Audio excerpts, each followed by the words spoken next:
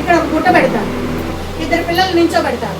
వెళ్ళి ఎవరి లైన్ అయితే ఫస్ట్ ఖాళీ అవుతుందో వాడు విజేతలు అంటారు. ఒకడేమో దగ్గరున్నాయి ఫస్ట్ వేస్తూ ఉంటాడు, ఇంకొకడేమో దూరంగా ఉన్నాయి వెళ్ళి వేస్తూ ఉంటారు. ఎవరు విజేతలు అవుతారు? దూరంగా నుంచి తెచ్చిన వాడే విజేత అవుతాడు. ఎందుకంటే వాడు ఫస్ట్ ఆయాసపడి కష్టపడి దూరంగా నేను తెచ్చేసుకుంటాడు. తర్వాత వాడికి అలుపు వచ్చినప్పుడు ఆయాసం వచ్చినప్పుడు దగ్గరున్న వాటిని ఈజీగా కుక్కలో వేసేస్తాడు. అప్పుడు వీడు వేస్తాడు, వీడు గెలుస్తాడు. ఫస్ట్ ఈజీగా వేసేసినాడు, చివరికి అలుపు వచ్చి పరిగెత్తలేక వాడు ఓడిపోతాడు.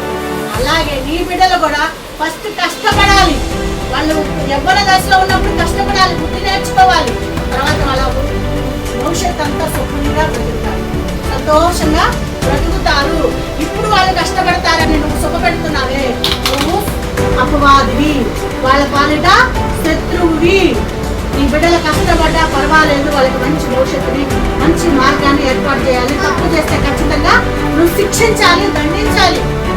తప్పు చేసినప్పుడు నువ్వు దండించకపోతే వాడికి అది తప్పు అని తెలియదు.